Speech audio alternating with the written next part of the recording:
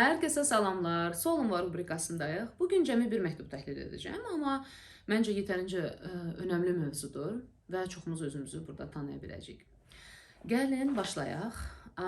Salam, necəsiniz? Bəlkə gecikmiş ola bilərəm, amma sualımı yenə də yazmaq istədim. Yox, gecikməmisiniz. İstədiyiniz zaman məktubu göndərə bilərsiniz. Bu arada mən məktubları gəldiyi sırada təhlil edirəm. Yəni sizin məktubunuz hələ təhlil olunmayıbsa, o demək deyil ki, ignor olunub. Sadəcə hələ ki sırası gəlməyib.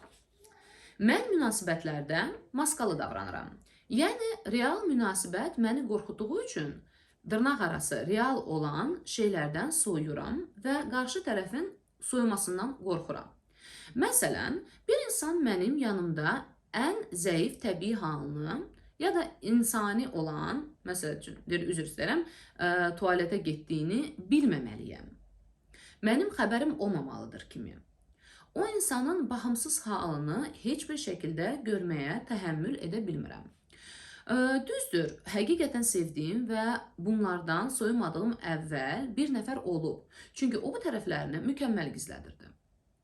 Amma özümlə bağlı bu qorxularım bitmir. Yəni evlənmək istəmirəm ki, axı mənim dərimi pis də görə bilər. Bəzən mən kökələrəm də, qarnım çıxacaq, onu da görə bilər. Ya da makyajsız görüb soyuyar. Mən həmişə ideal ola bilmərəm axı. Tək ikən isə çox rahatam. Hətta bu səbəblə hər şeyi tək edirəm. Restorana tək gedirəm, konsertdə, hər yerdə tək daha relaksam. Buna necə qalib gəlməyə olar? Siz burada real özünüzdən, elə bir ki, yəni bax, real özünüz yer kürəsidir. Siz də günəşsiz məsələn, o dərəcədə məsafədə olduğunuz haqda danışırsınız və çox insanın hiss etdiyi, amma fərqində olmadığı real özünüzə olan nifrətdən danışırsınız bu məktubda. Sizin üçün real özünüz insanın yəni də təbii quruluşu iyrənc bir şeydir. Sizin tərəfinizdən qəbul olunmayacaq bir şeydir. Sizin deyəndə nəyi nəzərdə tuturam? Əlbəttə ki, siz bu məktubu yazarkən belə, həyatda, gündəlik həyatınızda özünüzü hansısa ideal bir varlıqla tanımlayırsınız. Öz beyninizdə qurduğunuz bir ideal mən var, hansından ki, o real insanlara baxanda, real insanın özünü bu həyatda ən təbii şəkildə edən ifadələrə baxanda, burada söhbət tualetdən, nə bilim, askırmaqdan getmir. İnsani olan bütün zəif adlandırılmaz, amma sadəcə insana has olan hisslərlə yaşamağa iyrənc bir şey kimi baxırsınız. Çünki ideal obrazda bizim hisslərimiz blokludur. İnsan sadəcə onda ideal ola bilər, haçan ki, heç bir şey hiss etmir, bir robot kimidir. Amma belə özünü hər zaman təsəvvür edin, hansı insan bu dünyada mümkünsüz bir şey deyəcəm. İndi daima gözəl, daima üzündə heç bir qüsuru olmadan, heç olmasa 3-5 kilo kökəlib arıqlamadan, pijamada saçı başı pis gündə ayırmadan, makyajsız gəzən, yəni yoxdur elə insan və siz də anlayırsınız, çox şükür ki, yəni özünüzü də intellektin, yəni ağılsız insan deyilsiniz, məntiqiniz də yerindədir. Siz çox qəşəng başa düşürsünüz ki, bu mümkün deyil və bu mümkünsüzlüyü anlayaraq zaten münasibətdə qurmursunuz. Amma siz bunu bir növ çözə bilmirsiniz, həll edə bilmirsiniz. Çünki siz özünüzü real insanla hələ tanımlamaya başlamısınız. Sizə bir növ özünüzü real bir, adi bir varlıqla tanımlamaq göydən yerə düşmək kimidir. Bir növ reallığa qayıtmaq kimidir və özünüzü belə sıradan birisi kimi istəyirəm. Necə, mən də adi sizin kimi insanam. Yox, mən istəyirəm özümü o insanla tanımlamaq və öz beynimdə tanımlayıram da, hansı ki, bu sadaladığım o mümkünsüz şeyləri hamısını edə biləcək bir şeydir. Amma edə bilməyəcəyimi görəndə də mənə sadəcə sanki bir seçim qalır ki, onda mən heç kimlə münasibət qurmuyum. Sanki o birisi variant harada ki, real özümü tanıyım, real özümlə barışmağa başlayım, bu mürəkkəb prosesdir, uzun prosesdir, amma mən bunu edim. Siz fikir verin, o variant heç elə bir yoxdur. Ya variant var, mən mükəmmələm, ya da məni heç kim görməsin, mən də heç kimi görməyim. Çünki mən bu qeyri-realistik gözləntilərimin qarşısı olmayanda, yəni qarşılanmayanda mən dözə bilməyəcəm buna. Siz Bir növ elə bil ki, təsəvvür etsək, məsələn, elektrik bir işi təsəvvür etsək, olur qırmızı şnur, bir də göy şnur. Onları düzgün yerə bağlamaq lazımdır ki, proses işləsin, məsələn, işıq yansın. Sizdə elə bil ki, o göylə qırmızı işıqlar bir növ yerləri dəyişib. Yəni, siz özünüzü real, normal insanla tanımlamadansa, əksinə tanımlayırsınız ideal məndən. Yəni, şnurları dəyişdirmək, yerlərinə taxmaq bir növ ağlınıza gəlmir. Çünki sanki fərqində belə deyilsiniz ki, nə dərəcədə özünüzü qeyri-realistik yaratdığınız bir fərqindəsiz əslində. Bir dərəcə fərqindəsiz. Amma onun dərinə getmirsiniz. Çünki mən sizin məktubunuzdan hiss eləmirəm ki, siz bu bir növ siz bunu yetərincə dərindən anlayırsınız. Bir də deyirsiniz, buna necə qalib gəlmək olar? Buna qalib gəlmək mümkün deyil. Mən bütün webinarlarımda bunu özəlliklə qeyd edirəm ki, biz heç bir şeylə savaşmırıq. Çünki biz heç bir şey qalib gələ bilmərik. Biz bu prosesdən qurtula bilmirik.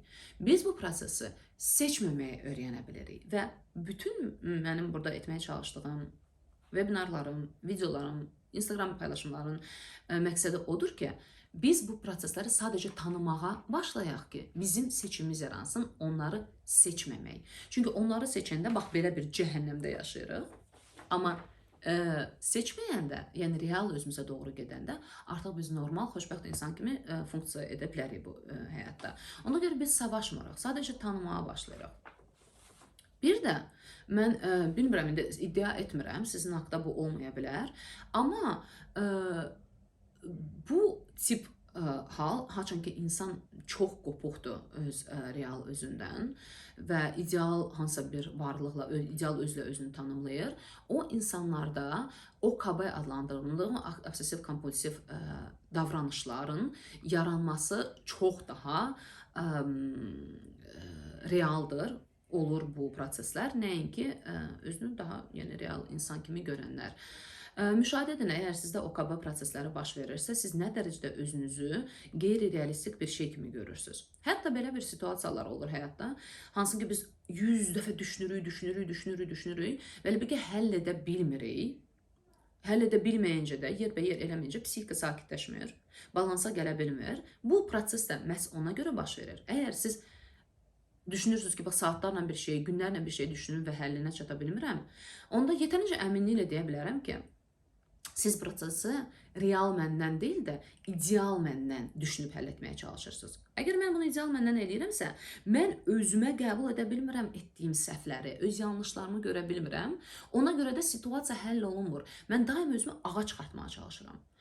Amma real özümə də köklənib, real özümlə də özümü tanımlayıb, burada mən səhv elədim, burada mən yanlışdım, burada bunu mən kobud dedim, burada mən yekəxana oldum, bunu şey edib deyə bilmədiyinə görə də situasiya həll olunmur. Çünki situasiya həllini sadəcə onda tapır.